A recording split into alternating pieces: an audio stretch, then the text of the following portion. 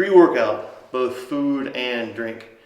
It's usually chicken and macaroni and cheese, quick energy. And I'll take that and some Rage XL with some Carbo Plus. I get that because I mean, you don't want to go into the gym and run out of fuel. Just like a race car is not going to go out on the track and just like, oh, I don't have any gas. I put 3 scoops of Rage in with 4 scoops of the Carbo.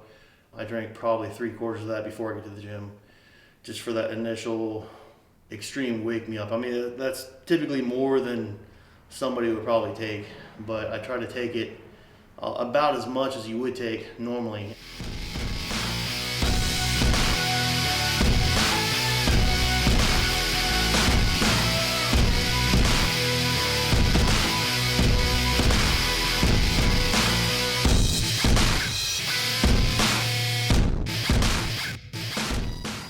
Started flat bench pause. I want to keep it as legal as I can. I'm 2 weeks out of a show from this coming up weekend, so did a standard progression: 135, 225, 315, up to 655 for a single. Pretty decent. Not quite as fast as I wanted to be, but still pretty solid.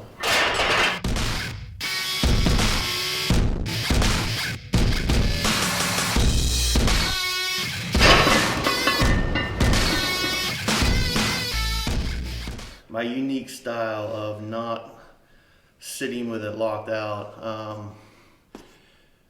I don't like just holding it. It's heavy. It wastes energy. Obviously, some federations require start, and if I'm doing one, then I'll practice it. If I'm not, then there's no need. I won't dump it. I won't do a soft handoff, but I'm not going to spend my time sitting there with it locked out, just waiting to press. So I try to take it as quick as I can.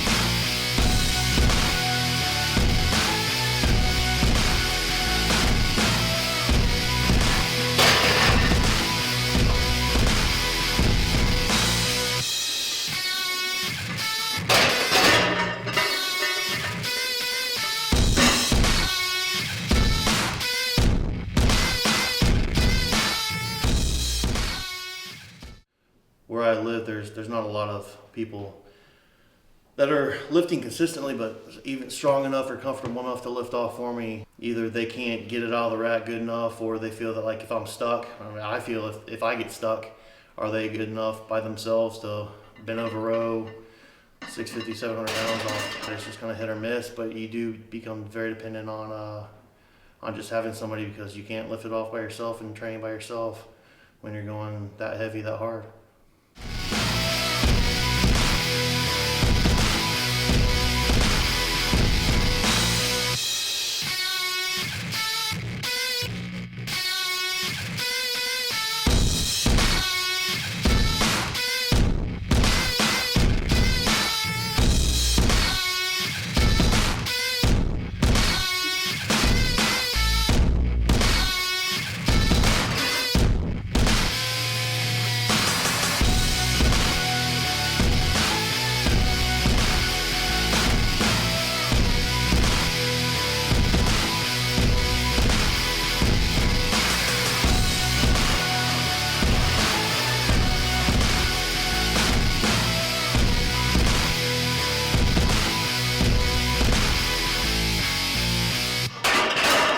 I traditionally end, I used to at least, with rep sets with 405 or 495 or something like that. I think I did that in the cage actually a couple years ago. I think 495 for 14 or something, with a drop down to 405, and I was shooting for 25. I think I hit like 19. The main thing that you'll have gains on is just nothing but just crazy volume, blood flow, and just makes it just that much harder.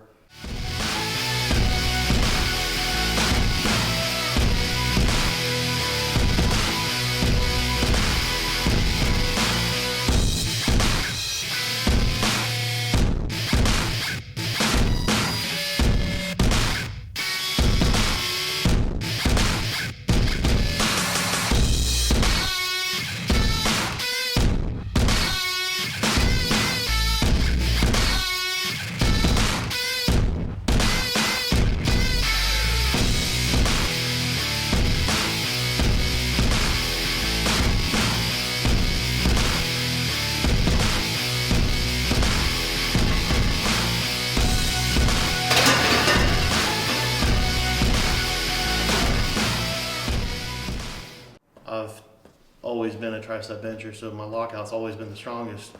Just last year in tearing my bicep tendon, it kind of switched, supersetting the isos with 6 seconds of a near lockout press to going over to close grip, pretty heavy. That just does nothing but kill the triceps. It just isolates it and just knocks out the entire lockout to where you can't help but get stronger, can't help but lock out faster. I like the isometric. It is different. It's working on the lockout. Should be 3 minutes, 5 minutes.